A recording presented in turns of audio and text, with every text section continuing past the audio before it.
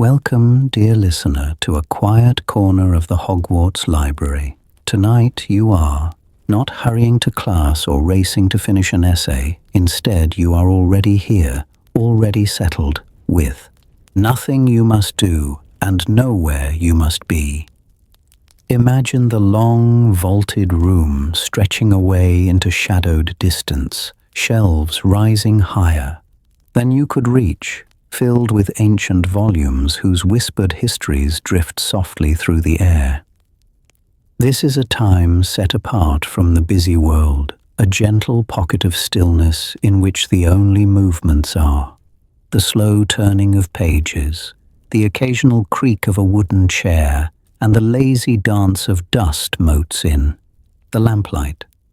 Somewhere nearby, a fireplace crackles in a distant reading room, its low, steady power warming the stones, while just to your left, a wizard reads in a calm, unhurried voice, each word falling like a small, reassuring spell. As you settle into your comfortable space, whether you are lying in bed, wrapped in blankets, or resting in a favorite chair, allow your body to begin to loosen. Let your shoulders soften, your jaw release, your hands grow heavy where they rest. Your breath does not need to be controlled. It can simply slow on its own, in its own rhythm, like waves on a quiet shore. With each exhale, the weight of the day can drift a little farther away, as if it were being gently shelved among the books you no longer need to hold. You do not have to follow every detail of this magical history, and you do not have to stay awake.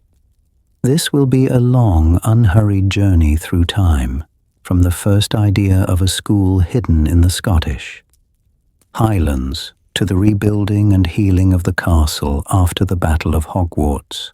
Think of it as a soft, continuous thread winding through the centuries, through eras of founding and growth, of secrecy and study, of quiet triumphs and quiet repairs. If your thoughts wander, if you drift or doze and return, you will always find the story still here, waiting patiently beside you. The pace will be slow and rhythmic, with gentle repetition and smooth, careful transitions, so there is nothing urgent to grasp, nothing pressing to remember. Just let the gentle flow of names and years, of corridors and classrooms, pass by like scenery seen from a very slow train. Have you ever listened to rain against a window and found that you could not say when you fell asleep, only that you did? This timeline is meant to feel like that, a calm, predictable pattern that invites your mind to soften around the edges. Tonight, Hogwarts is not a place of danger or fear, but of continuity and tradition, of the comforting passage of centuries within the same stone walls and towering shelves of books. Every era holds its own magic, its own stories waiting to be told, yet all of them unfold beneath these arches, along these corridors, under the watchful gaze of portraits and the steady glow of enchanted lamps. As we move from the founder's first plans to the modern post-war school, we will linger on the ways Hogwarts learns, mends, and renews itself again and again. Are you ready to walk very slowly from the first stone, laid to the last rebuilt, while the wizard nearby turns another page and the library keeps its timeless watch ? If so, let us begin in an ancient Scotland of mist and mystery, where an idea for a school is only just beginning to take shape. Before the castle, a quiet Britain of wandering witches and wizards. We begin in the late 10th and early 11th centuries, when Scotland is still a patchwork of kingdoms and clans, and the Highlands stretch out beneath a heavy pewter sky. This is a time before any castle rises, on that lonely hill, when mist lies low in the valleys and clings to dark forests and cold, clear locks hold. The reflection of mountains and clouds, as if the ancient world itself is pausing to listen for something that has not yet arrived. Here, magic moves quietly through the land, not yet gathered into schools or syllabuses, but drifting like the fog across heather and stone. You might picture a solitary witch crossing a narrow ridge at dusk, her cloak damp with rain, or a wizard standing at the edge of a loch, feeling the pull of unseen power in the still water. They are few, scattered in small magical families or living alone on the borders of villages, yet they breathe the same sharp air as their non-magical neighbors, and they watch the same grey clouds roll in from the sea. Welcome, dear listener, to an era where both worlds share the same rain, the same wind, the same turning of seasons. In one cottage, a Muggle child sleeps by the hearth while a storm rattles the shutters. In another, not far away, a magical child lies awake under a woolen blanket as sparks of uncontrolled magic flicker like fireflies above the bed. The fields must still be tilled, the animals still tended, and the long winters still endured. Whether one can cast a warming charm or must simply huddle closer to the embers. Beyond these hills, early kingdoms rise and fall, borders shift, and new faiths spread with sermons and stone churches, carrying with them tensions and fears that will, in time, turn toward witches and wizards. Yet in this story, those distant struggles arrive muffled, softened by distance and by the quiet passage of time, like the echo of a bell heard faintly across a valley. For the people we are following, the greater concern is not kings and councils, but how to live safely with the secrets that shimmer in their blood. Magic in this era is passed down in families, taught in low voices beside candlelit tables, or discovered alone in the woods. In some places, wandering mentors travel from cottage to cottage, trading a season of lessons for shelter and bread that never seems to go stale, leaving behind a child who now knows how to call light to a fingertip or coax herbs to grow stronger and sweeter. In others, a young witch might find her first spell in a ring of ancient stones where words are whispered into the wind and answered by the soft rustle of leaves. You might imagine a quiet glen where moonlight spills over moss and root, and two figures practice simple charms, their laughter carried away by the night air. Spells here are more like lullabies than lectures, repeated gently until they settle into memory. And yet, beneath the calm, a question begins to form. Is this enough? As you settle into your comfortable space, you can almost feel the unease of parents who fear for children with wild, untrained power, and of children who long to meet others like themselves. Every era holds its own magic, and this one holds a need that is growing clearer with each passing. Winter. There is a sense, faint but steady, that somewhere in these highlands, a safer, more stable place. For learning is drawing nearer, like a castle already present in thought if not in stone. For now, the witches and wizards of Britain walk their lonely paths under the same grey sky, unaware that not so far ahead in history, 4 remarkable minds are slowly, gently beginning to turn toward the same idea. If you listen closely, beneath the rustle of the wizard's page nearby and the quiet of the library around, you you may almost hear the first distant footsteps of those founders approaching, carrying with them plans that will change this ancient landscape forever. A world of hidden magic, creatures, forests, and ancient stone.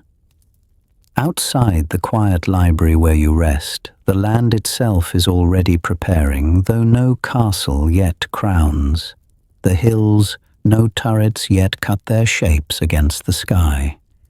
This is a time when the world around you is mostly wilderness and weather, where the first hints of Hogwarts live not in stone and spellwork, but in forest, river, and rock. To the north, ancient forests stretch over the rising spine of the Scottish Highlands, their canopies woven, so thick that daylight falls in soft green fragments, and the ground is padded with moss that remembers. Every hoofprint, every careful step.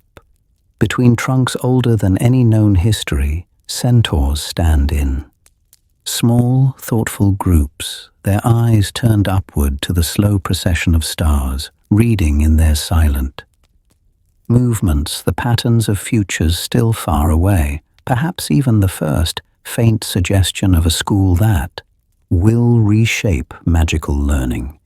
In nearby clearings, unicorns pass like pale moonlight made solid, their hooves barely disturbing the ferns, while owls drift from branch to branch, gliding soundlessly as if the very air were enchanted to carry them without a trace.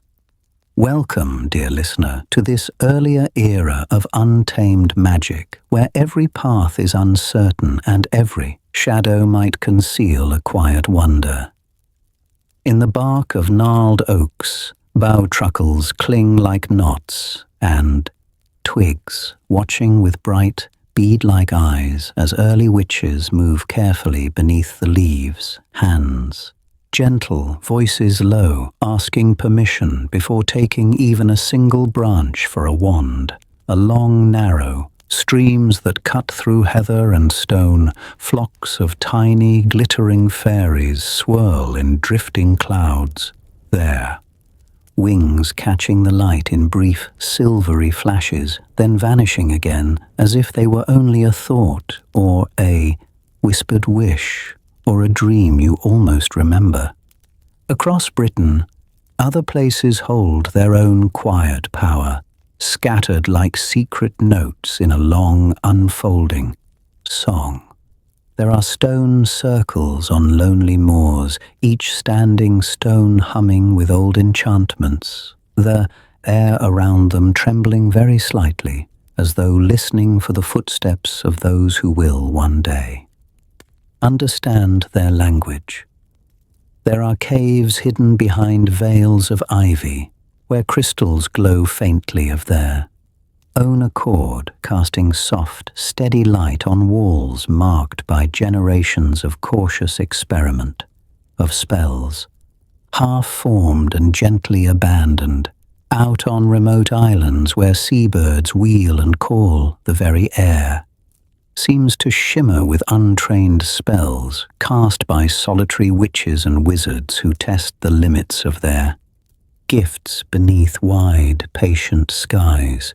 You might notice as you settle into your comfortable space how the sounds of this old magical world fall into a calming pattern, a rhythm that answers the quiet of the library around you.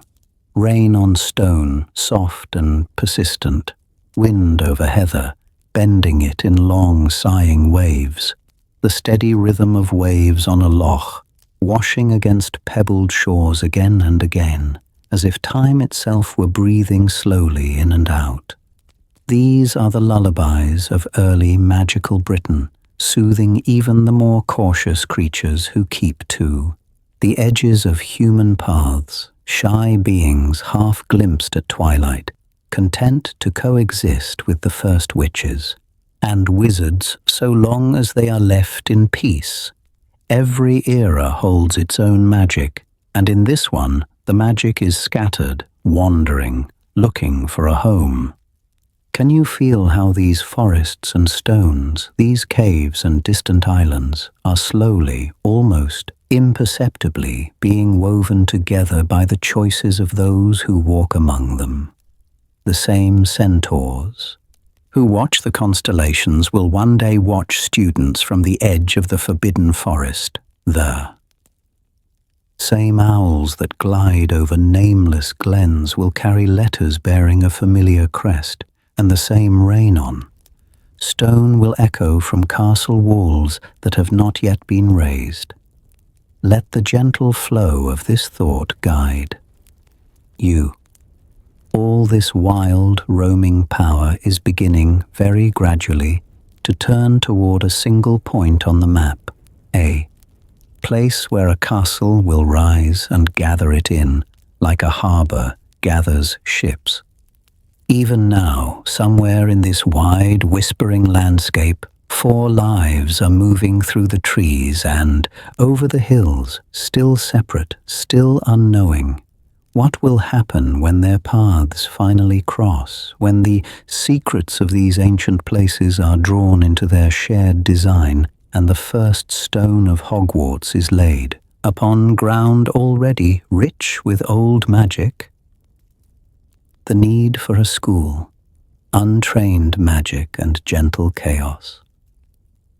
In the quiet that follows that first imagined stone, the world around it is already alive with smaller, gentler stirrings of magic, scattered like faint stars across the countryside. This is a time before any great school, before castle corridors and house banners, when magic wakes in children not with ceremony, but with surprise, and sometimes with a soft, bewildered gasp in the dark. Welcome, dear listener, to an era where every era holds its own magic, yet very little of it is named or guided, where a child might reach for a favorite toy and find it hovering just beyond their fingertips, slowly spinning in the air as if the world itself had forgotten its rules, in cottages with low, smoky beams, and in narrow townhouses pressed close along muddy streets, candles flare a little brighter when someone laughs, or a sudden shower of silver sparks bursts from a child's hands when tears rise too, fast, drifting harmlessly to the floor like strange, luminous dust. Some families know what these things mean. They have a grandmother who can stir a pot without touching the spoon, or an uncle who speaks in low, careful tones about power and responsibility, and so their children grow up with whispered stories and half-remembered charms to steady them. Yet many others do not, and for those young witches and wizards, the world feels slightly tilted, as though everyone else is following rules that they themselves keep accidentally bending. As you settle into your comfortable space, you can almost imagine a lonely child lying awake, wondering why the shadow's on. The ceilings sometimes rearrange themselves into patterns that match their thoughts. The accidents that follow are rarely dangerous, more puzzling than frightening, though they leave adults frowning at their own senses.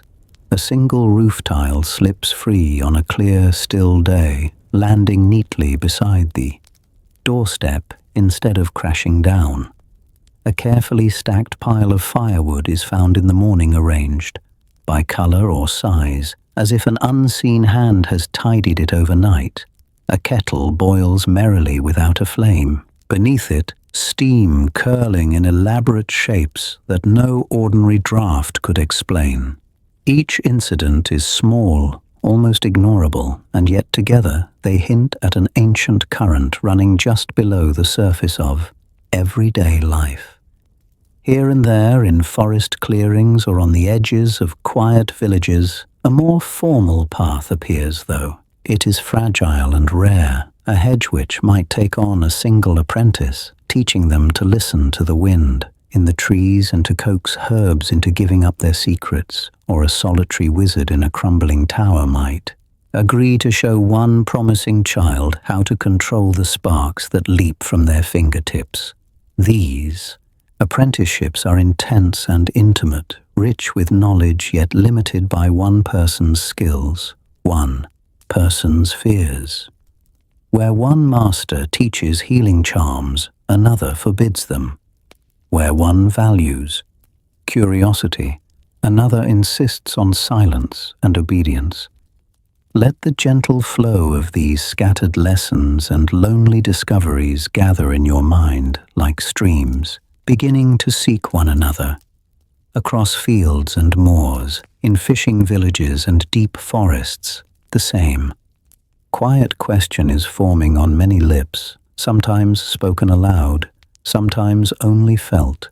Where can these children go together to learn without fear, to share what they are instead of hiding it? In that shared, unspoken longing, the need for something larger than any single cottage or tower begins to take shape, and the world itself seems to pause, waiting for an answer that has not yet been built in stone. 4 paths converge, the first whispers of Hogwarts. That silent question hangs in the air for a long moment, and as it does, the answer begins to stir far, beyond any single village or lonely cottage, as if the whole magical world is quietly rearranging itself in. Response.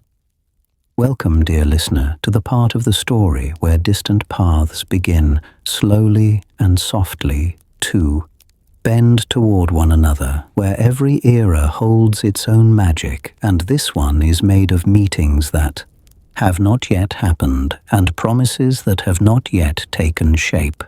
In the north, where the Scottish Highlands rise like ancient guardians against the sky, a witch of keen mind and watchful eyes notices how often frantic parents arrive at her door, bringing children whose power spills out in uncontrolled bursts.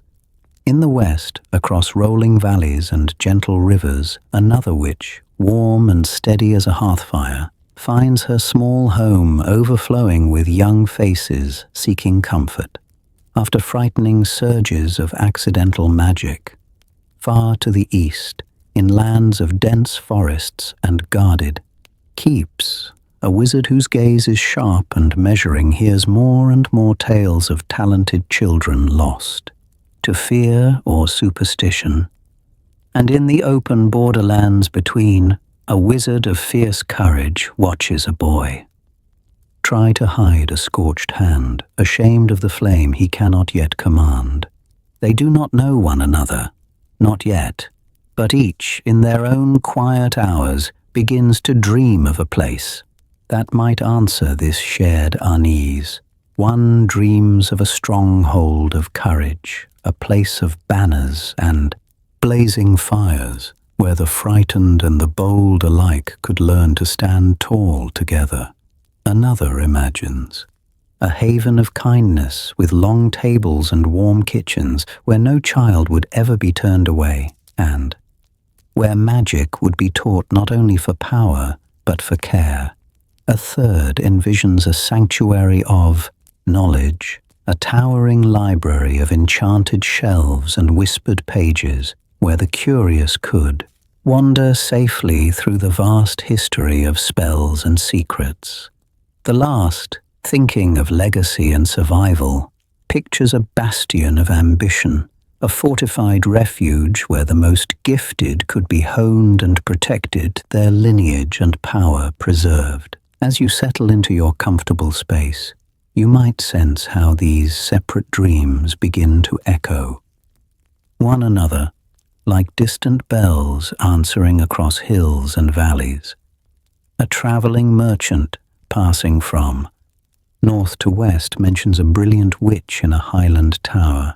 An owl carrying a carefully worded letter is delayed by a storm and takes shelter near a manor where another wizard is already awake and planning.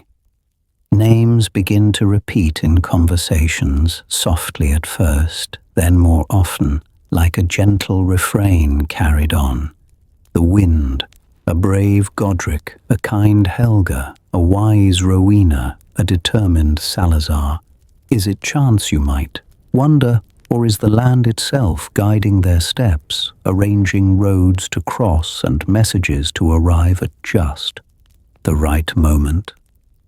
Through it all, you are invited simply to listen, to let the gentle flow of this ancient history move past like a slow river at night. You do not need to hold every name or follow every road. This is a long, steady journey, one you can drift in and out of as sleep begins to draw nearer, knowing the story will continue to unfold whether your eyes are open or already closing. And so, beneath the same starry sky, 4 figures stand in 4 different places: a scholar at her window, a healer at her door, a strategist at his map, a warrior by his fire. They do not yet see one another, and they cannot yet imagine the castle that will rise from the mist because of what they share. But the first whispers of Hogwarts are already in the air, and soon their paths will finally, inevitably, converge. Godric Gryffindor, firelight, fields, and the first sparks of courage.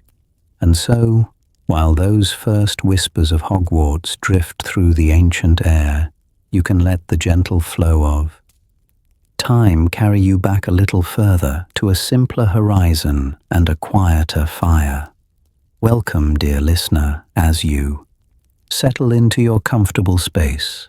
Imagine not a castle of stone yet, but a low hall of timber and earth, standing alone beneath a wide, unbroken sky.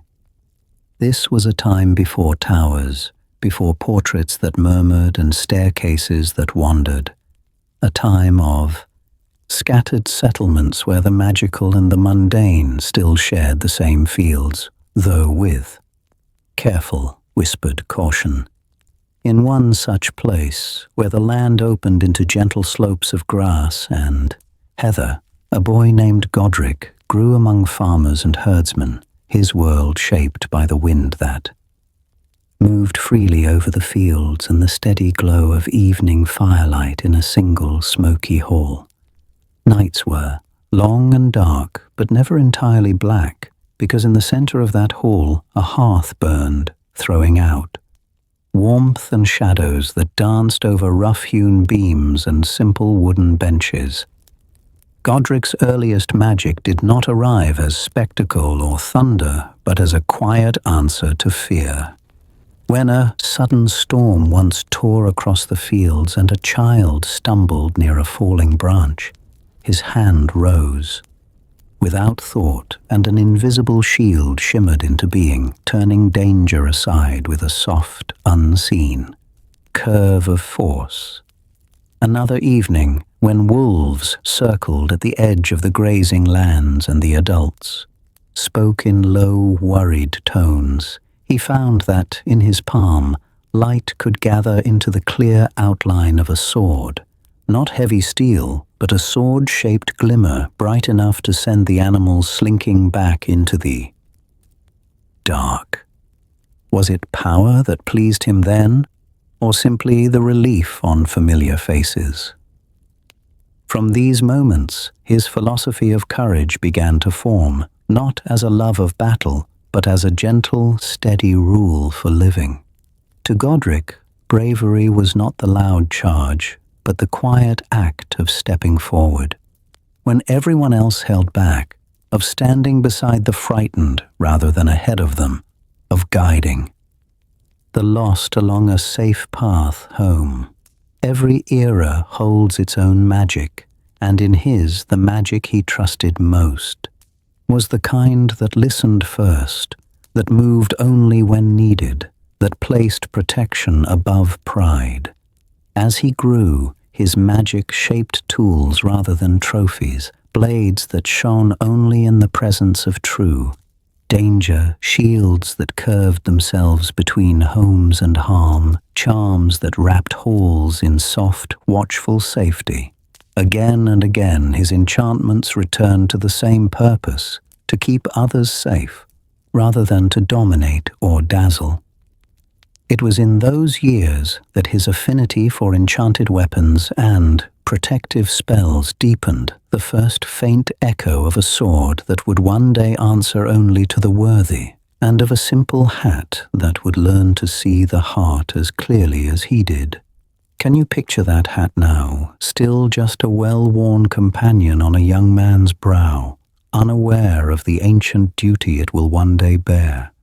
In the quiet of those early nights, with fields stretching away into darkness and sparks drifting up from the hearth into the rafters, Godric could not yet know that his name would be carved into stone, or that his values would ripple through centuries of students who would sit where you are sitting now, in a library, not yet raised.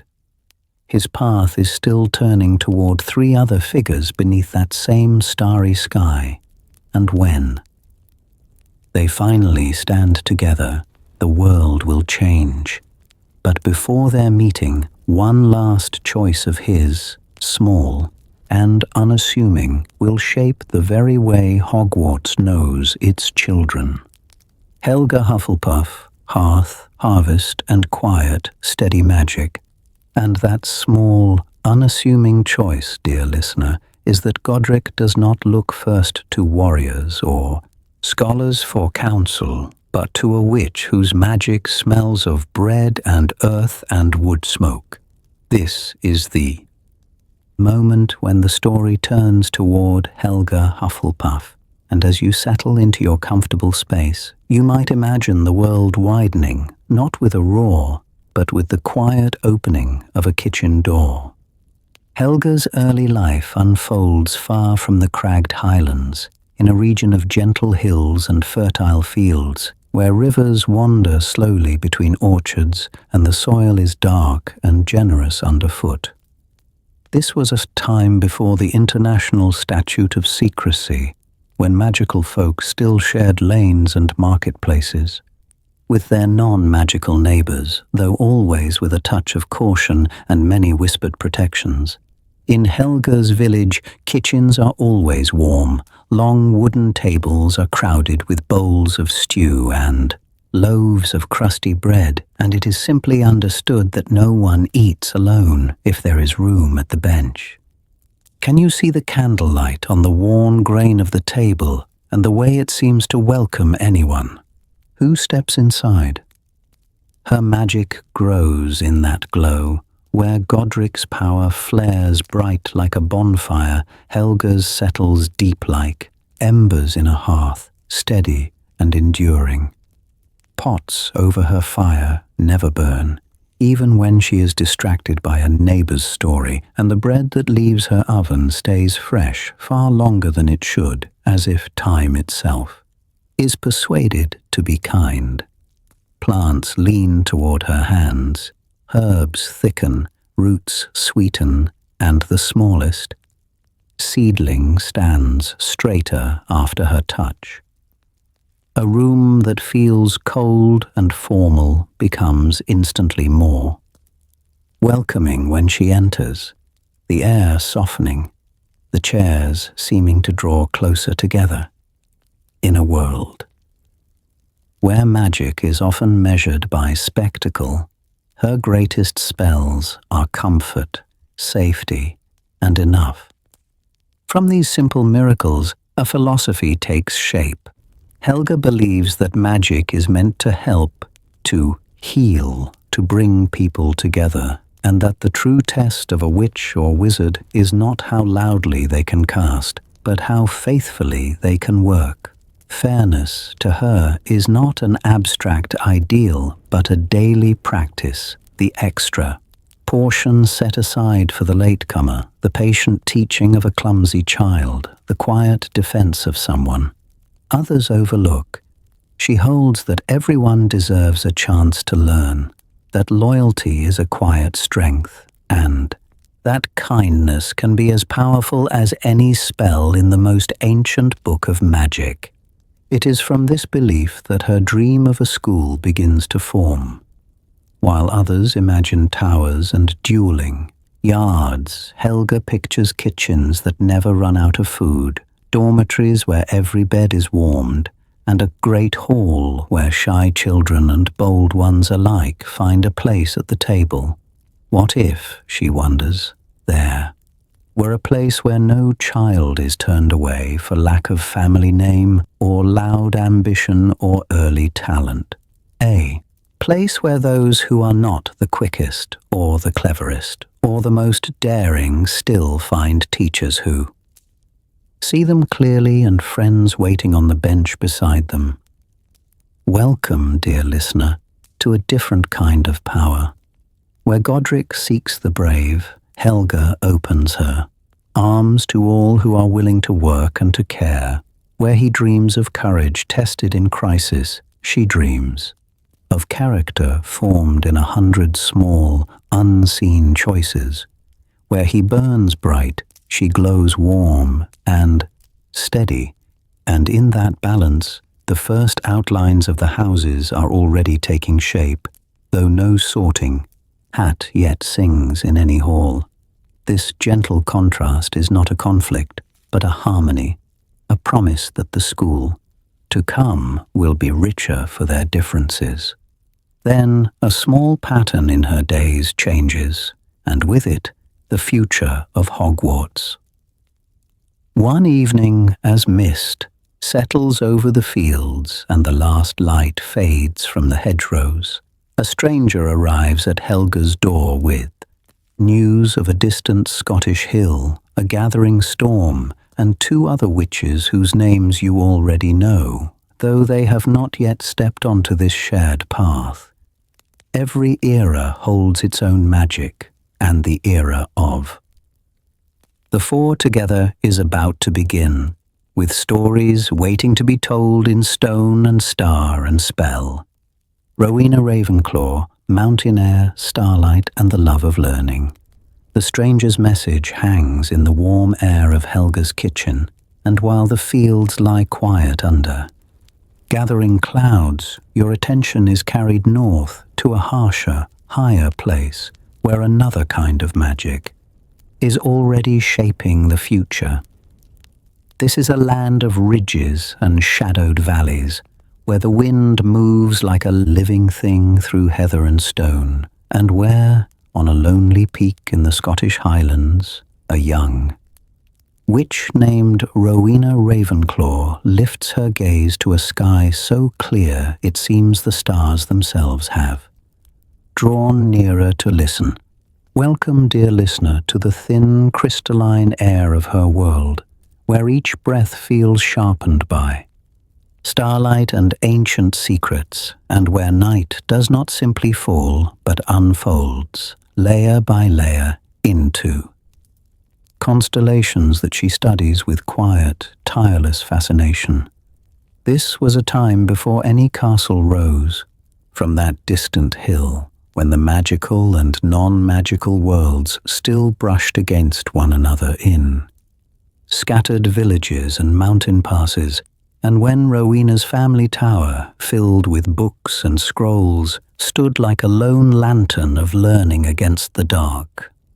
As you settle into your comfortable space, you can almost see her early magic at work, subtle and elegant rather than loud or showy, revealing a mind that prefers order, pattern, and possibility.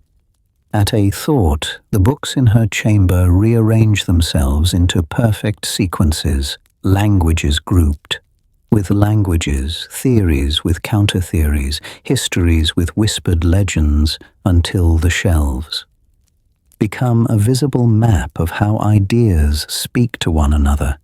Her quills hover patiently beside her, then glide across parchment in delicate strokes, catching stray insights the instant they occur, so that no fleeting connection is ever lost to sleep or distraction. Sometimes, when a concept resists understanding, she does not argue with it. Instead, she calls on soft illusions, weaving shapes of light and shadow in the air, models of runes and stars and spell structures, that turn slowly before her like miniature worlds. An arithmancy problem becomes a lattice of glowing points, a theory of magical healing becomes a moving diagram of veins and shimmering currents, and in these gentle visions she walks through her own thoughts as though through a quiet, moonlit hall, where others might see magic as power to be wielded. Rowena feels it as a language to be read, a pattern to be understood. In her philosophy, knowledge itself is a kind of light, not harsh or blinding, but steady, illuminating the edges of fear and misunderstanding so that they soften and recede. She believes that learning should not be a weapon or a chain, not something hoarded to keep others small, but a candle passed from hand to hand, each flame making the room a little brighter. How many lives, she wonders, might be gentled if young witches and wizards could gather safely to study together instead of stumbling alone through dangerous apprenticeships and half-taught spells, night after night, as the stars wheel slowly over the highlands and the wind traces its ancient paths along the cliffs. She dreams of a place that does not yet exist, but which grows clearer in her mind with every passing season.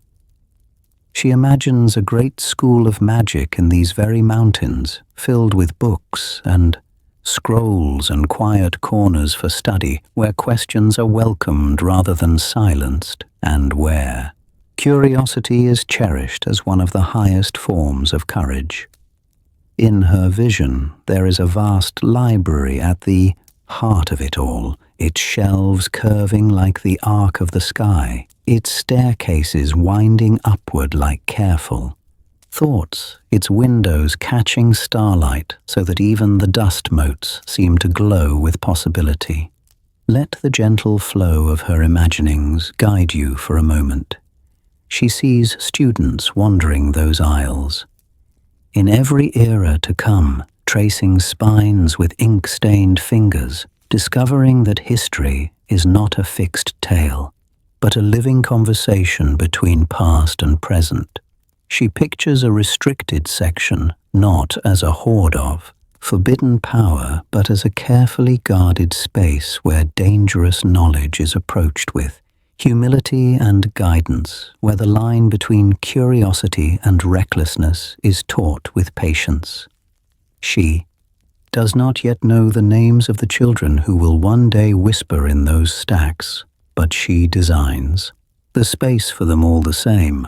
On clear nights, when the constellations burn especially bright, Rowena sketches another idea again and again in the margins of her notes. A delicate circlet, a diadem set with a star-like gem, not for ornament or pride, but to sharpen the mind of whoever wears it, to help them see connections they might otherwise miss. She tests small enchantments on simple bands of metal, watching how thoughts clarify, how patterns reveal themselves, and in these experiments you can already sense the future legend of her diadem, a relic of wisdom rather than conquest. In her hands, magic turns inward, becoming a tool for reflection and insight, and this quiet work will one day echo through the corridors of a castle that has not yet risen from the rock. Every era holds its own magic, and in this early starlit chapter, Rowena's love of learning begins to weave itself into more than parchment and ink.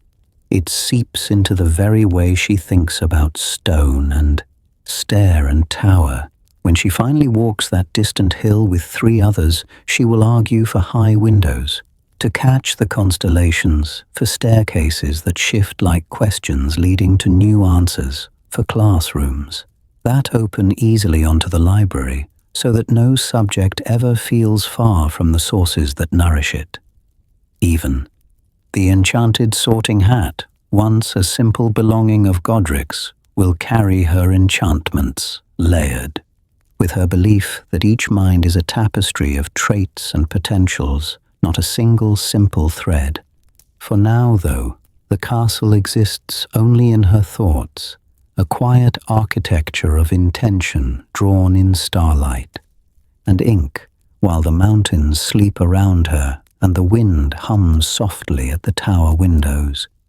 You can almost hear the faint future echo of turning pages and murmured spells within those imagined walls. A promise that the world of magical learning is about to change. Soon, the stranger's news will reach her ears, and the paths of 4 very different founders will converge on that lonely Scottish hill. But before their stones are raised and their arguments begin, the dream of a library, and of knowledge as gentle. Light already waits, patient and bright, in Rowena Ravenclaw's watching eyes. Dash Salazar Slytherin, rivers, ruins, and the weight of legacy. And while Rowena's quiet dream gathers like starlight in that tower of books, another current of magic is forming far to the south in a land of winding rivers and broken stone. This is a place where water moves slowly through misty marshland, where ancient ruins rise from the banks like half-remembered thoughts, and where old magic lingers, patient and deep, in every rock and ripple. Welcome, dear listener, to the beginning of Salazar Slytherin's story. This was a time when the magical and non-magical worlds still brushed against one another in lonely villages and river ports, when legends were traded as easily as grain and salt. As you settle into your comfortable space, you might imagine a narrow house set above a broad, dark river, its foundations resting on the remnants of some forgotten fortress, its cellars built into chambers whose carvings no one living can fully read. In those echoing rooms, young Salazar grows up listening to whispered tales of powerful ancestors, of wizards who bent storms away from their lands, and of serpents carved into stone, gates that only the worthy could pass. Where Godric's magic burns bright and open like a bonfire, Salazar's forms more like the river beside his childhood home, moving in steady, controlled currents beneath a still surface. His spells are precise and carefully measured, enchantments that seal doors without a sound, wards that hide entire rooms from unfriendly eyes, charms that turn spoken promises into binding magical oaths. He discovers early that he can hear more than mere hissing in the reeds. The language of serpents unfolds to him as clearly as human speech, and he treats it not as something dark, but as an ancient tongue of the earth itself, a secret thread of power that most will never touch. Every era holds its own magic, and for Salazar, that magic is bound up with the idea of what must endure. While Helga dreams of tables long enough for everyone, and Rowena dreams of shelves high enough for every question, Salazar dreams of a lineage that does not fade, of traditions that do not thin. With time, he looks at the changing world beyond his river, at growing kingdoms and restless wars, and he fears that magical bloodlines, if too widely mingled or too carelessly shared, might one day vanish altogether. Is it cruelty to guard something fragile, he wonders, or simply caution? So, when the call comes to build a school in the northern hills, he answers it with real hope, but a different vision. Helga imagines a home, Godric imagines a proving ground, Rowena imagines a sanctuary of knowledge. Salazar imagines a stronghold, its stones set not only to welcome, but to filter, to choose, to preserve. where Helga's inclusiveness opens doors, his instincts close gates. Where Godric's openness invites bold hearts of any birth, Salazar's gaze narrows to those he believes can carry an ancient torch unbroken. Yet he walks beside them at first, lending his craft to the dungeons and deep foundations, shaping secret corridors and hidden chambers that answer only to certain words. Let the gentle flow of this early partnership continue in your mind. 4 founders standing together, yet already holding slightly different maps of the future. Salazar does not shout, and he does not yet turn away. Instead, his doubts settle quietly into the mortar, into the stones beneath the lake, into the very idea of a house that will bear his name. He knows, even in these first hopeful years, that one day his path may bend away from the others, that his caution may harden into distance, and that he will step back from the castle he helped to raise. But what happens to a school when one of its makers leaves? And what secrets might he choose to leave behind, coiled and waiting in the dark, for another era too? Discover. Drawing the castle from mist, choosing Hogwarts' hidden home. Welcome, dear listener. As you settle into your comfortable space, let the gentle flow of this ancient story carry you forward from that coiled secret in the dark, back to a quieter moment when the 4 founders still walked side by side, and the future of their school was made not of conflict, but of calm decisions and shared dreams. This was a time before students, before house banners and bustling corridors, when Hogwarts existed only as an idea, warming the air between them like the glow of a hearth. They met first by firelight in a low stone hall where the wind pressed softly at the shutters and the flames painted gold along the edges of their robes, and their conversations moved slowly like the turning of pages in an old book. Godric spoke of courage and protection, of a refuge where young witches and wizards could learn to wield power without fear. Helga answered with thoughts of welcome and nourishment, of long tables and shared work. Rowena, her voice quiet but certain, described towers of study and a curriculum shaped by reason, and Salazar, more reserved, spoke of secrecy and safety in a world where magic was already being misunderstood. Where he urged caution, they offered trust. Where they dreamed aloud, he measured the risks, yet in those early nights they found more harmony than discord. On other days they walked beneath open skies, crossing fields and riverbanks, their robes brushing dew from the grass as they searched for a home worthy of their design. Villages passed by in the distance, with thin columns of smoke rising from Muggle hearths, and gentle valleys opened and closed around them, pleasant but too exposed, too near the shifting currents of non-magical history. They wanted a place where the magical and mundane worlds could lie close, yet not collide, where every era holds its own magic, but this school might endure through them all. Their path turned north into the Scottish Highlands, where the land grew wilder and the air tasted of rain and stone, and the hills rose like sleeping giants beneath a sky of drifting grey. One evening, through a veil of mist, they came upon a great lake, dark and perfectly still, cradled beneath towering cliffs whose faces were streaked with ancient lines of quartz and moss, and the world grew quiet around them as if listening. Here, they knew, the school could hide in plain sight, its secrets whispered only to the fog and the circling birds.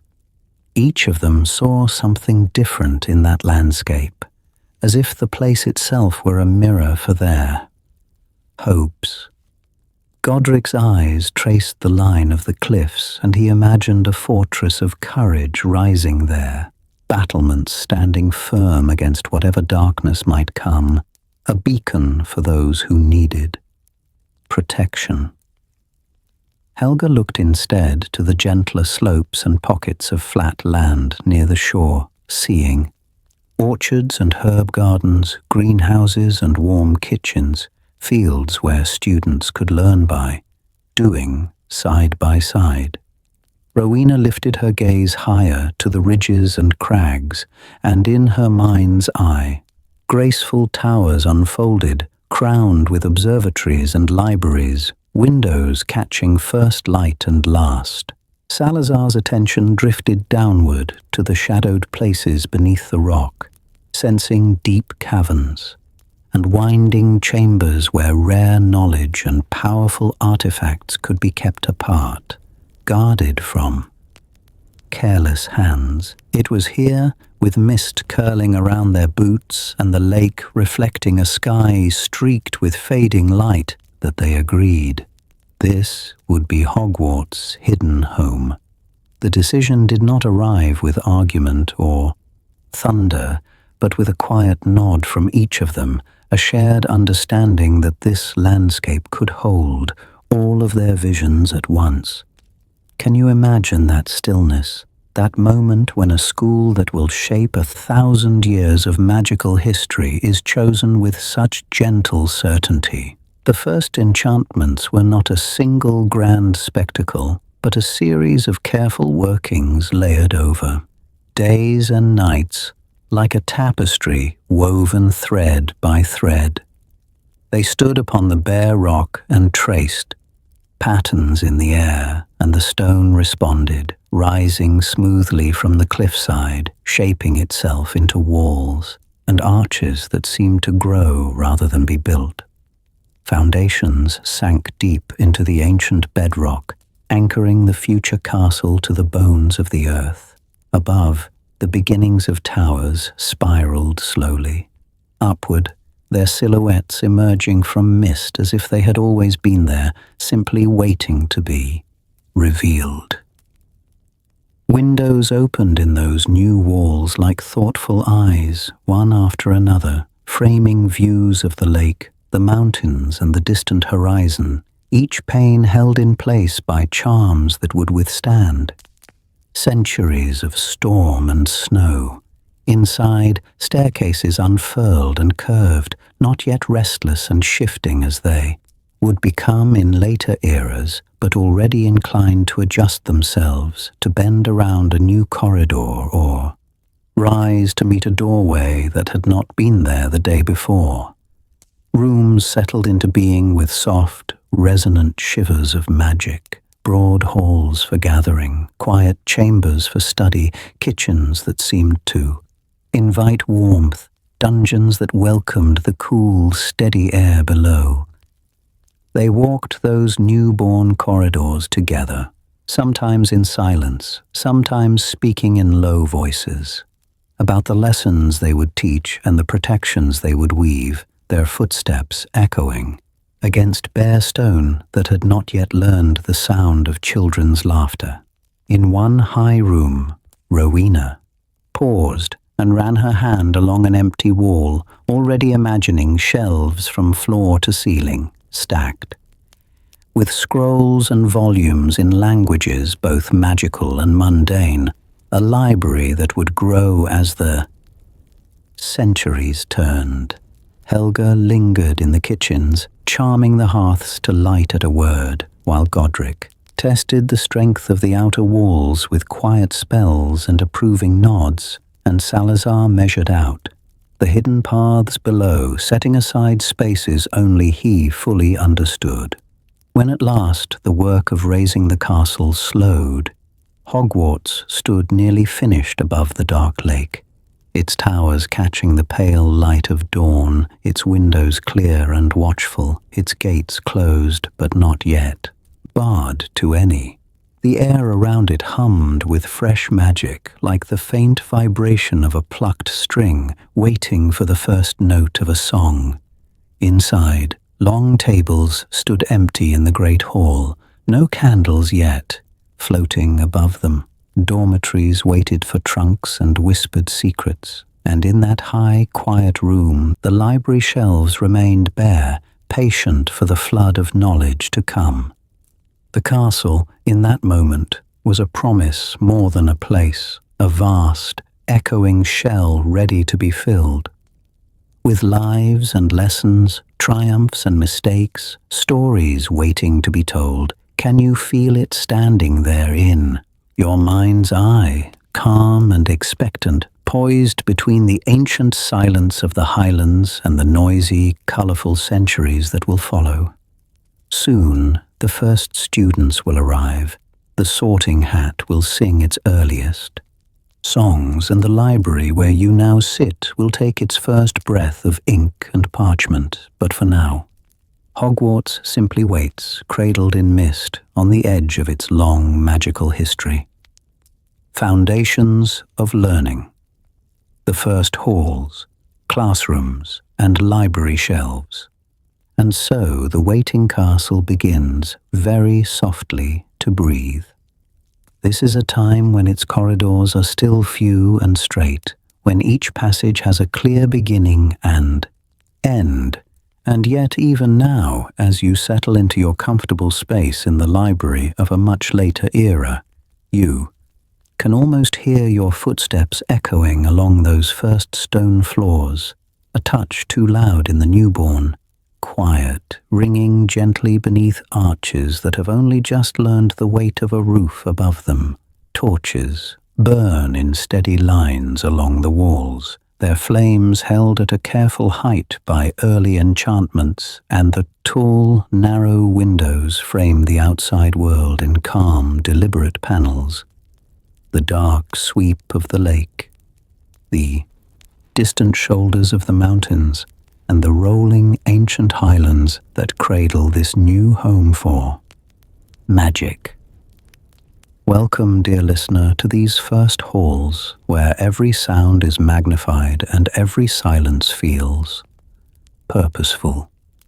As you drift in your mind through a corridor that smells faintly of fresh mortar and damp stone, you pass open doorways where classrooms are being prepared, each one simple and almost austere, yet filled with quiet promise. Rough-hewn wooden desks are carried in by hand, then nudged into perfect rows by invisible forces, sliding with a soft scrape that soon fades into stillness. Blackboards, dark and smooth, are lifted onto walls, their surfaces waiting for the first chalk diagrams of wand. Movement, the first careful symbols of arithmancy and alchemy that will one day define an era of study. Shelves are fixed along the sides of these rooms, not yet overflowing, but already bearing the weight of early scrolls and slim, hand-bound volumes.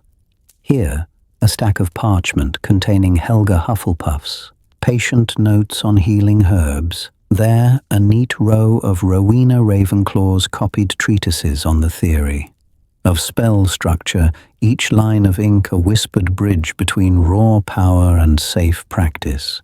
Some texts are placed by human hands, others float gently from crates and trunks, guided by silent charms that let the gentle flow of magic do the heaviest lifting. At the heart of this growing network of learning, an even more important space is taking shape. The Hogwarts Library, in these first days, is not yet the labyrinth of shelves you know, but a single, high, ceilinged room, modest and bright, with tall cases that rise like bare trees in winter, their branches only, beginning to leaf with knowledge.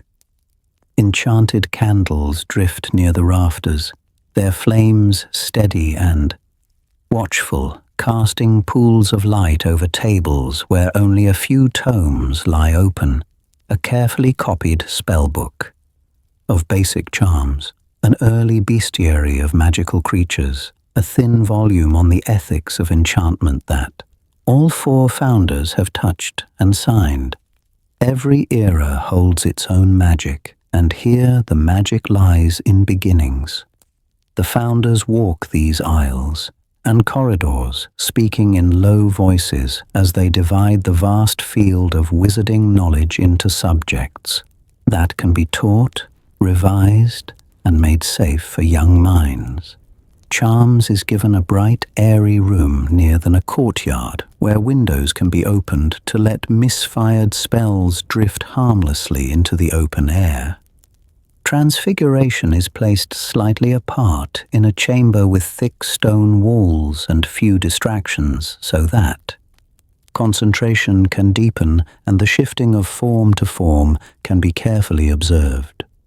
Herbology, still more theory than greenhouse, claims a suite of rooms near the outer walls, where narrow slits admit cool, damp air from the slopes beyond, and where lists of plants and properties are pinned. Beside sketches of future glasshouses, potions finds its home down a short flight of steps in a chamber that is not yet a full dungeon, but already cooler, quieter, and dimmer than the rest, its shelves waiting for glass phials and stoppered jars. Each subject is given not only a space, but a set of early rules, gentle and practical, wands to be lowered at the first sign of uncontrolled force, ingredients to be labeled in, clear script, experimental magic to be recorded and reviewed rather than hidden away. As you imagine yourself sitting at one of those early library tables, the room around you now seems to echo with that same first stillness. Can you feel how the air would have tasted then, faintly of beeswax, chalk dust, and new parchment, carrying the soft crackle of candle flames and the distant murmur of founders in discussion? The shelves are not yet crowded, but each new volume that arrives, a donated family grimoire, a bundle of handwritten notes from a wandering scholar, a carefully translated history of an older continental school, is placed with reverence, as if the castle itself is learning to read. Outside, the lake lies smooth and dark beneath the windows, reflecting a sky where clouds move slowly, and the mountains stand like patient sentinels watching this fragile experiment in organized magic. Inside, the corridors remain mostly empty, but there is a sense, almost tangible, that they are listening. The stone remembers each footfall of the founders, each pause as they consider where a staircase might rise one day, where a portrait might hang, where a secret passage might eventually unfold. There is anticipation in the very mortar, a gentle tension, as if Hogwarts is holding its breath, waiting for the chorus of sounds that will soon define its days and nights. You can almost hear them already, like echoes from the future drifting backward through time, the overlapping footsteps of many students, the low hum of voices reciting incantations, the soft rustle of countless pages turning at once in a library that will grow and grow until it becomes a world of its own. These first shelves, these first classrooms, these first rules of study are foundations not only of stone and ink, but of habit and hope. In this poised moment, with the castle newly raised yet not fully awakened, the founders stand at the threshold of a history they can only partly imagine. Their choices about corridors and candles, about which books to copy and which to lock away, will shape centuries of magical education and countless lives yet unborn. As the enchanted candles in the young library burn steadily on, and the last desk of the last classroom is nudged into its proper place, Hogwarts waits for the knock at its doors, for the first cluster of cloaked figures to appear on the path, and for the quiet, world-changing truth that soon, at last, the students are coming. Sorting the first students, houses, hat, and early traditions. And so, as the castle finishes its first quiet breath of readiness, the world beyond answers. This was a time before familiar school routines, before house banners and bustling corridors, when everything was new, and even the air around the turrets felt like held breath. Out on the black, mirror-still lake, the first. Small boats begin to glide, their wooden hulls barely disturbing the water, carrying cloaked figures whose hearts beat fast beneath rough-spun robes. Torches flicker along the distant shore, their reflections stretching in wavering lines across the surface, so that fire seems to float upon the lake like a gentle enchantment. You can almost hear the soft creak of oars and the muffled whispers as children lean close to one another, wondering what waits within those ancient walls, wondering if they are ready. In the great hall, the four founders stand together beneath the bare rafters, no enchanted ceiling yet, only the night sky beyond, and they feel a curious blend of pride and quiet nerves as they wait for the doors to open. At first, there is no sorting hat, no song, no stool in the center of the hall. The founders themselves walk among the gathered students, looking into faces lit by torchlight, listening to the way each name sounds, and to the faint, almost whispered echoes of magic that cling to every child. Godric Gryffindor speaks, gently with a boy who shook on the boat, yet still helped a younger girl step safely ashore, and he smiles, recognizing courage. Helga Hufflepuff notices the one who steadied the lantern, who shared a cloak, against the chill, and she opens her arms to loyalty and quiet kindness.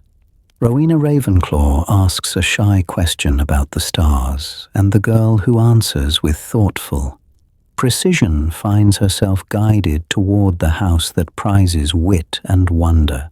Salazar Slytherin, his gaze keen, watches those who look not only at the hall, but at what might be built here in time, those whose ambition stretches forward like a path through the dark. Where he seeks power shaped by purpose, she seeks knowledge. Where Godric honors brave hearts, Helga honors steady hands. Every era holds its own magic, but here its first pattern is being woven. Yet the founders know they are mortal, and Hogwarts must endure beyond their lifetimes. As you settle into your comfortable space in the library, you can almost see them one late evening, gathered around. Godric's worn, familiar hat, the same hat he has thrown onto a bench 1,000 times after long days of dueling practice. They speak soft words, layer enchantments, and pour pieces of themselves into the battered brim, so that their values, their hopes, and even their disagreements become a living spell. In that quiet, the hat shivers, then settles, now able to listen in ways no human ear ever could. With the houses and their enchanted guardian in place, traditions begin to grow like ivy along the stone. 4 long tables appear in the great hall, each one a river of color and conversation, where students find their place night after night, learning that belonging can be as simple as knowing where to sit. Common rooms are tucked into different parts of the castle, one near the heart of the towers, another by warm kitchens, another high and airy, another deep and cool, so that each house has its own hearth, its own windows on the magical world. Friendly competitions emerge, not yet sharp with rivalry, but but gentle and experimental, small duels under, watchful eyes riddling contests by the fire, herb plots compared in sheltered courtyards where the wind smells of earth and rain. Points are given more for persistence than perfection, more for helping a classmate master a charm than for dazzling displays of solitary power. Slowly the students begin to understand that Hogwarts is not only a school, it is a tapestry of smaller families, each with its own colors, its own rhythm, its own stories waiting to be told. Shy or uncertain children who stepped from the boats with their shoulders drawn tight find that a house gives them something to lean into. There is a particular fireplace whose crackle becomes familiar, a set of colors that feel like a gentle shield, a song to learn that threads their voice together with dozens of others until they no longer sound alone. You, listening now, can almost feel the weight of a house scarf settling around your shoulders, soft and reassuring, as conversations murmur and pages turn. Between feasts, when the great hall is quiet and the torches burn low, the sorting hat rests on its simple wooden stool, an ordinary object steeped now in extraordinary magic. Within its seams lie the voices and values of all four founders, sometimes harmonious, sometimes debating in tones no human ear can catch, always watching, always weighing. It waits patiently, season after season, for the next cluster of children to cross the lake, to push open the heavy doors, and to bring with them a question the hat itself will one day be forced to ask. Life in the early castle, lessons, meals, and midnight corridors. And so, while the hat waits and wonders, life in the early castle begins to arrange itself into gentle patterns, like ripples settling on the surface of the Black Lake. This was a time before the staircases had quite learned all their tricks, before the portraits had filled every wall, yet already the rhythm of school days was taking shape, steady and reassuring, drawing each new child into the long story of Hogwarts. You wake in a narrow bed tucked against a stone wall, the air cool and faintly scented with smoke from last night's fires, the first light of dawn slipping through a slit of a window and tracing pale gold across rough-hewn beams. For a moment there is only the quiet, broken by the soft breathing of your dormitory mates and the distant comforting clatter of kitchens far below, and then the day calls you gently onward. As you dress by that thin wintry light, fingers brushing wool and linen instead of modern fabrics, your footsteps soft on the worn flagstones as you follow a small river of students down toward the great hall. Breakfast in this early era is simple and abundant, shaped by Helga's quiet power and her belief that magic should nourish as well as dazzle, so steaming porridge, fresh bread that never seems to stale, and pots of honey and berries appear on the long tables with a shimmer rather than a flash. Above you, the enchanted ceiling is already learning to mirror the world outside, grey clouds drifting slowly across a pale sky, and as you settle into your comfortable space on the bench, the hum of voices, the clink of wooden cups and the occasional flutter of an owl's wings fold around you like a warm cloak. Lessons unfold with a kind of ancient calm, familiar to you in their subjects, yet different in their pace and tools, for here the wands are simpler, the spells fewer, and every charm feels newly discovered. In a drafty chamber, students practice basic incantations, coaxing candles to flare and feathers to rise there, whispered Latin mingling with the rustle of robes, while down a sloping path, early greenhouses, more like glass-topped sheds, hold rows of hardy herbs, foxglove and dittany, and simple healing plants that Helga insists every child should know by sight and scent. Later, in the cool echo of the dungeons, cauldrons simmer over low flames as a stern but patient master guides them through potions so foundational they will be taught for centuries, each careful stir a tiny act of trust in the magic of repetition and time. Between lessons and meals, the castle itself becomes a quiet companion, its corridors still a little bare, its secrets only beginning to gather. Portraits are being painted and hung one by one so that some stretches of wall remain empty stone, while others host a single, dignified witch or wizard who nods politely as you pass, not yet part of a noisy crowd.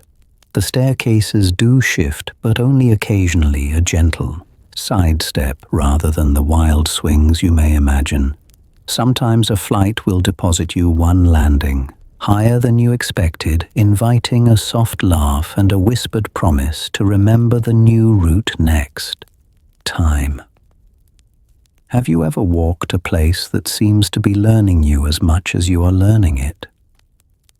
Shared meals anchor these wandering hours, drawing everyone back to the great hall where Helga's influence is unmistakable in the hearty stews, roasted roots, and loaves that refill themselves just when plates begin to empty. Where Godric might praise daring and Rowena might admire brilliance, Helga quietly notices who passes the bread along, who makes space on a bench, who offers to pour water for.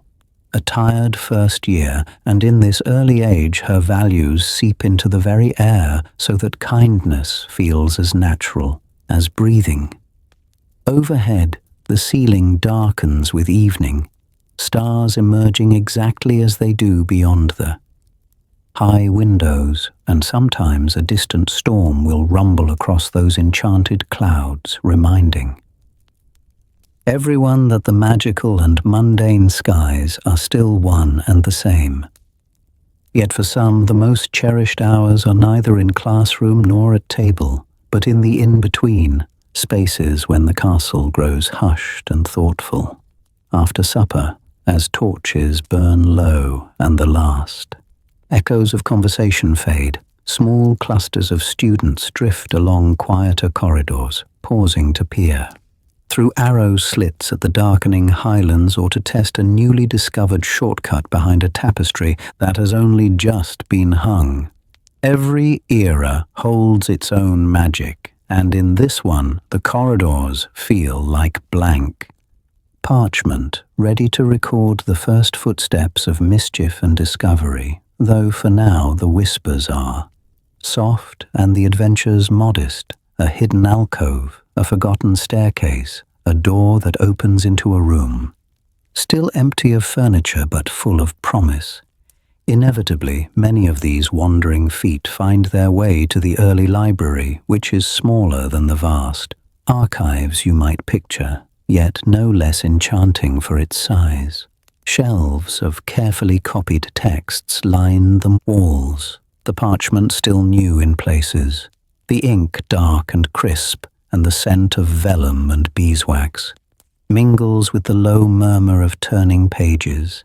Here, the gentle scratch of quills becomes its own kind of music, a slow, steady rhythm that can lull even the most restless mind, and it is not uncommon in this young era for one of the founders themselves to appear in the doorway, pausing with quiet approval.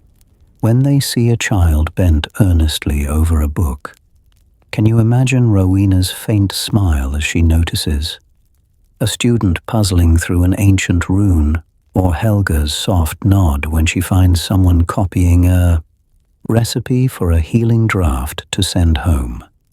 Welcome, dear listener, to this medieval hush where the world beyond the walls still teems with uncertainty.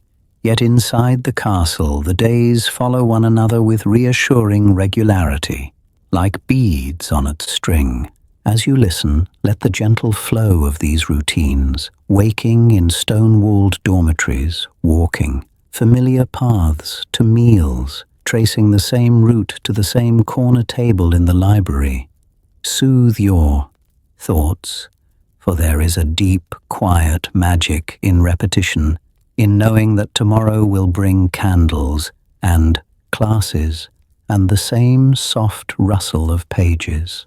Still, even within this calm, there are faint tremors of change. Beginning, questions whispered in dormitories and along staircases about who belongs here and how magic should be taught, and in the next part of our journey, we will follow those questions as they grow, louder, shaping both the castle's future and the shadows that gather beneath it. The first library rules: restricted shelves and watchful portraits. Those whispered questions about who belongs and how magic should be taught do not vanish. They drift instead toward the quiet heart of the castle, to the rooms where knowledge itself is kept. Welcome, dear listener, to the moment when Hogwarts realizes that books can be as powerful as wands, and that even parchment and ink must be guided with care. At first, the library is a single, generous chamber, its shelves holding simple charms, basic, transfiguration and gentle herbology, all arranged so that any curious first year can wander and learn. Yet as the years pass, more demanding works arrive, carried by owls, gifted by scholars, or copied painstakingly from ancient scrolls discovered in distant ruins, and the air around certain volumes seems to thicken with power. This was a time when even the founders felt the weight of what they were, gathering when they began to notice that some spells were not meant for sleepy eyes or idle. Experimentation. So the earliest division appears, not with iron bars or harsh decrees, but with a quiet rearranging of shelves, a subtle drawing away of the darker bindings and more complex theories into a shadowed alcove at the back. Here, Salazar proposes locks, while Helga insists on trust, and in the end, they agree on something in between, a section that is restricted, not forbidden, where a student may go only with a teacher's written guidance and a readiness proven over time. Every era holds its own magic, and in this early one, the magic lies in learning that protection can be gentle. The rules that follow are soft-spoken, written in a careful hand and posted by the door, explaining that the most intricate curses, the deepest alchemical formulas, and the oldest rituals are to be approached only under supervision, not to punish curiosity, but to keep it from turning suddenly into harm. Is it not kinder, they decide, to let a young witch master levitation before she touches spells that bend memory, or to let a young wizard grow steady with healing charms before he reads about poisons and counter-curses? In this way, the restricted section becomes a promise as much as a boundary. When you are ready, the book will be waiting. To tend this growing treasury, the first librarian is appointed, a calm witch named Ailsa McDoin, whose voice is rarely raised, yet always heard, who knows each spine by touch and seems to sense when a student needs a gentler text or a sterner challenge. Along the walls, new portraits are hung, witches and wizards from distant centuries and foreign schools who agree to watch over the reading tables. They shift in their frames, adjust their robes, and sometimes clear their throats politely when a giggle grows too loud or a quill is chewed for a little too long. Now and then, when a student lingers helplessly before a towering case of history, one of them leans forward to murmur, "Third shelf from the bottom to your left," and then settles back into painted stillness. Around the newly formed restricted shelves, enchantments are woven, delicate yet firm. Some volumes hum almost imperceptibly if approached by hands without the proper note, a faint vibration in the air that nudges the unready reader away while others lie stubborn and blank, their ink vanishing into pale pages, until a slip of parchment bearing a professor's signature is placed beside them. There are books that will gently close themselves if opened after curfew, and others that shuffle just out of reach when touched by someone whose magic is not yet steady enough to bear their contents. As you settle into your comfortable space beneath the vaulted ceiling, you are surrounded by the descendants of those first choices, by shelves that still remember Ailsa's careful touch and portraits that have watched centuries of students doze over essays and awaken to new understanding.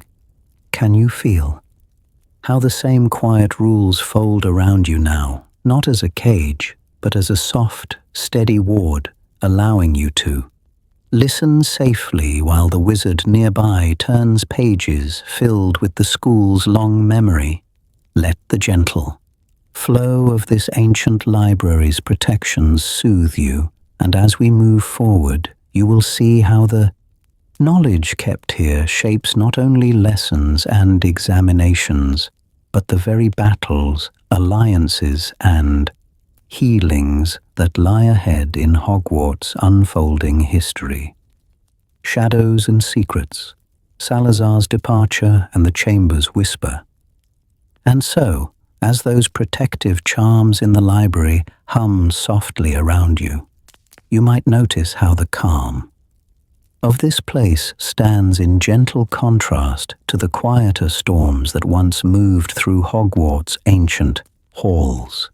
This was a time when the castle was still young, when the ink on its very foundations felt barely dry, and yet already the first great rift in its history was beginning to form, not with shouted curses, but with carefully chosen words.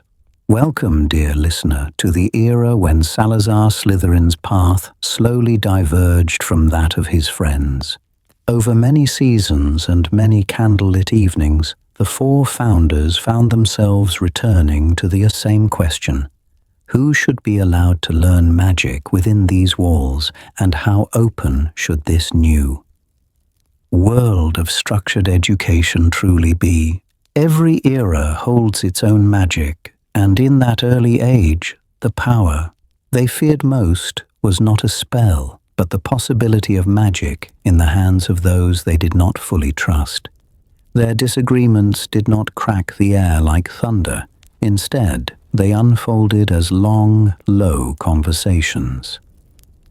Beside the great hall's hearth, in shadowed corridors, and in this very library where your imagined wizard now turns the pages of their remembered history, Godric spoke of courage and fairness, Helga of kindness and inclusion, Rowena of wisdom and potential wherever it might be found, while Salazar, with his cool, careful voice, argued that magical learning should be reserved for those of what he called pure and proven lineage, where they hoped for a school that bridged the magical and non-magical worlds. He saw a sanctuary that should be guarded, perhaps even sealed.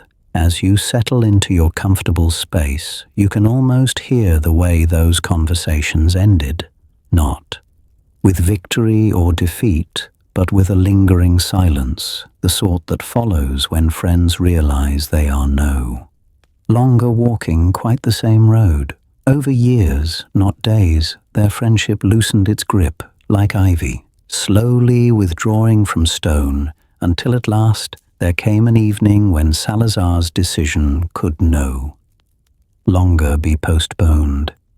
He left the school he had helped raise from the rock and mist of the Scottish Highlands, walking out across the grounds beneath a sky full of watchful stars, leaving behind a house, a legacy, and one carefully hidden secret. That secret, according to the oldest whispered tales, was the Chamber of Secrets, a concealed space. Deep beneath the castle, beyond the dungeons, beyond even the roots of the foundations, crafted with intricate magic that bent stone and shadow to his will.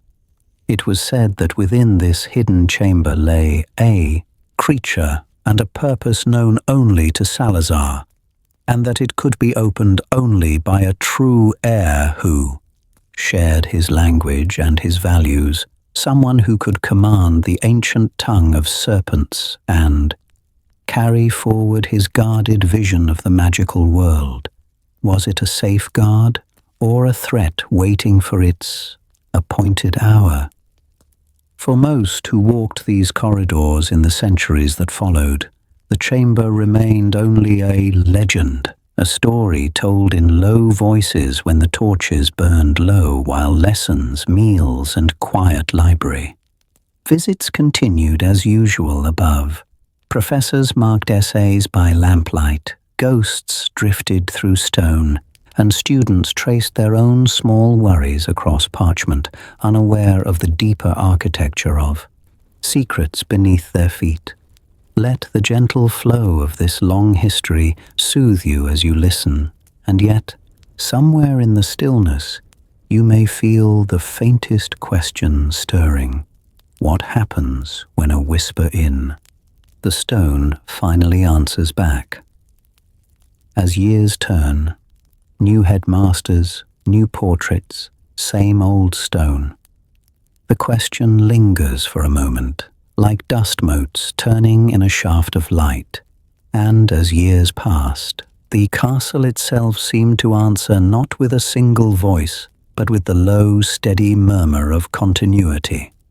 Headmasters and headmistresses rose and retired. Portraits appeared on the walls and watched for centuries, yet beneath all these changes, the same ancient stones held their quiet vigil, and the same staircases creaked under the tread of anxious first years and confident seventh years finding their way.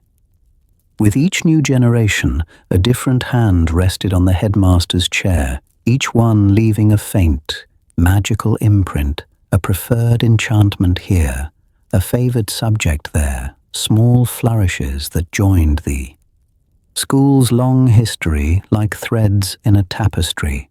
One ambitious headmistress commissioned a new tower.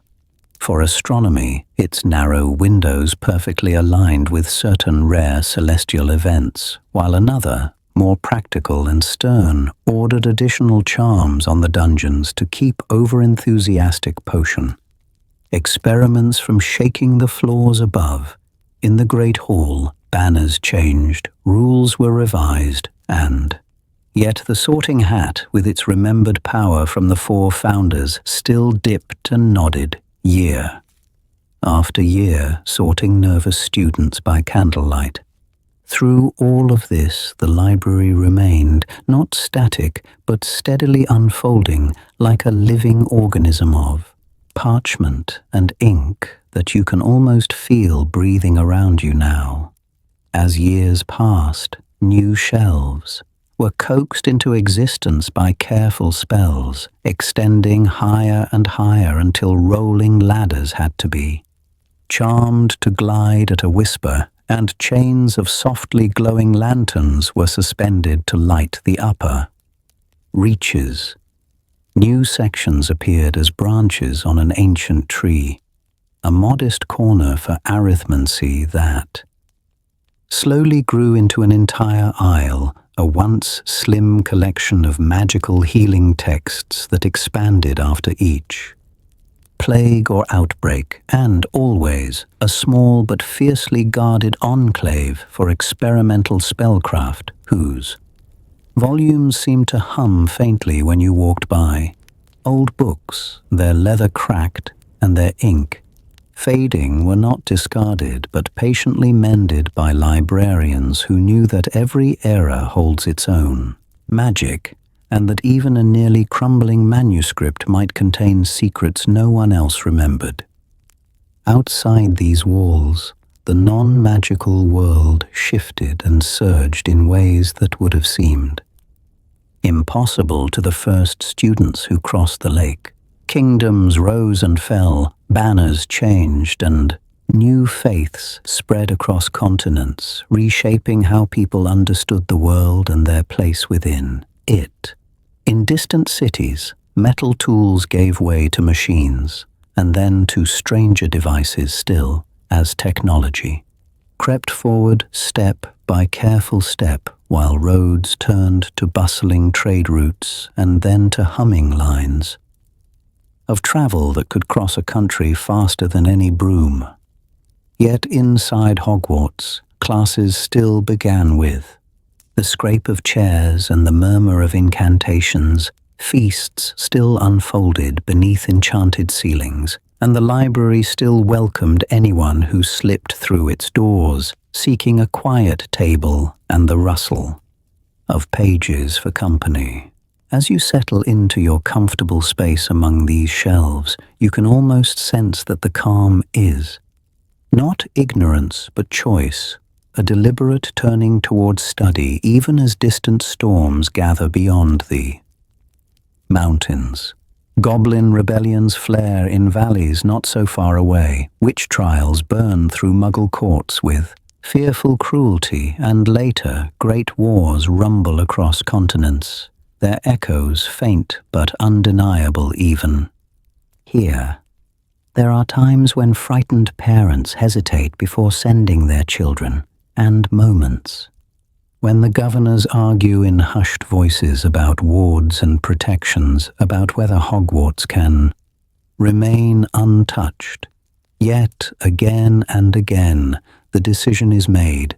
This castle will stand as a sanctuary for learning, its doors guarded by old magic and older promises, its library a refuge where, even while the world outside reshapes itself, a student can sit beneath a pool of lamplight, open a book, and let the gentle flow of history and spellcraft carry them forward toward a future in which those distant conflicts will one day arrive at the very heart of the school, hidden in plain sight, goblin rebellions, witch trials, and the castle's cloak. And so those distant conflicts, once only ink on parchment, begin to press closer to the castle walls, and history that seemed far away becomes the air that students breathe as they cross the courtyards and climb the staircases. Every era holds its own magic, and in this one, the world beyond Hogwarts grows restless, while the school itself tightens its ancient protections and leans more deeply into its purpose as a refuge. This was a time when goblin rebellions flared and faded across the wizarding world, not as single battles but as long, uneasy seasons of mistrust and negotiation.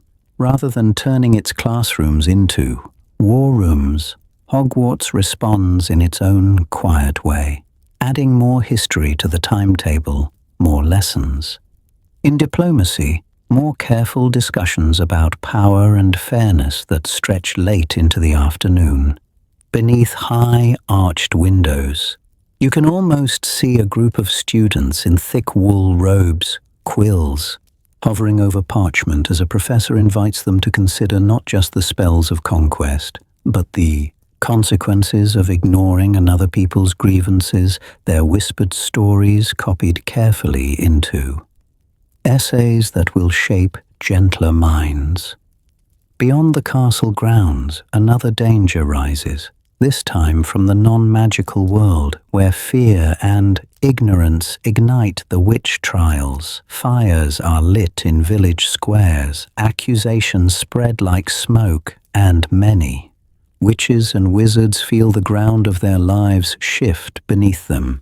In answer, Hogwarts draws its cloak tighter, strengthening its concealment charms until, to any muggle who strays too near, the proud towers and bright windows seem only a ruined, unsafe shell, abandoned and unwelcoming, its magic folded in on itself like a sleeping creature. As you settle into your comfortable space, you might imagine a lost traveler stumbling upon the gates, shivering at the sight of broken stone and shattered glass, turning away, never knowing that just beyond the illusion, candles glow and cauldrons simmer.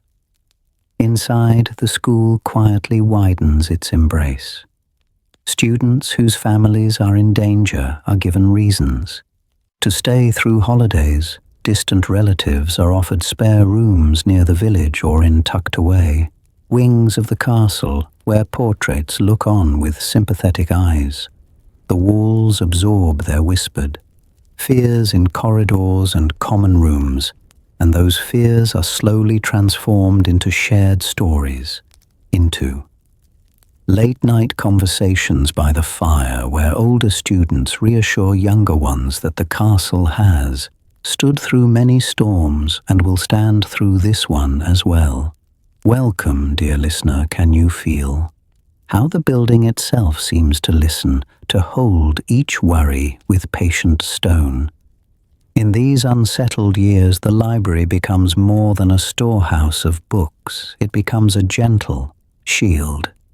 Shelves fill with careful records of past conflicts, accounts of previous persecutions, and reflections on resilience and adaptation, all bound in leather that softens under many hands. Students come here not to learn how to strike first, but how to endure, how to understand, how to use knowledge as a ward rather than a weapon, tracing lines of ink that show patterns repeating across time. You, sitting now among these same stacks, might reach for a volume that a frightened student once opened. Centuries ago, its margins annotated with small, steadying notes. And yet, even as the wider world crackles with fear, the day-to-day rhythm of Hogwarts remains strangely familiar, almost stubbornly ordinary. Homework still piles up on desks, exams still loom at term's end, Quidditch practice still sends players swooping through cold evening air while classmates cheer from the stands. In the library, essays on goblin treaties are drafted beside diagrams of broomstick aerodynamics, and translations of ancient runes, all mingling on the same long tables. This is the quiet secret of the school's history, that even when great pressures bear down from outside, life within these walls continues to be lived in small human moments, in friendships, in laughter muffled between the stacks, in the simple act of opening a book and letting the gentle flow of words remind each generation that they are part of a story that has survived much and will go on, carrying them toward the next turning point in Hogwarts' long and watchful vigil.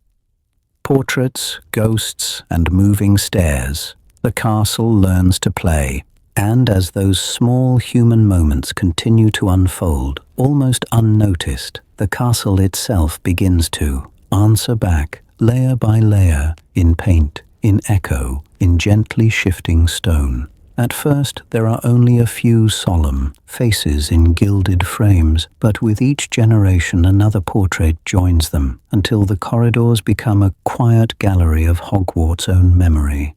Former headmasters and headmistresses, notable witches and wizards, even the occasional eccentric donor whose bequest paid for a new wing or a set of enchanted telescopes.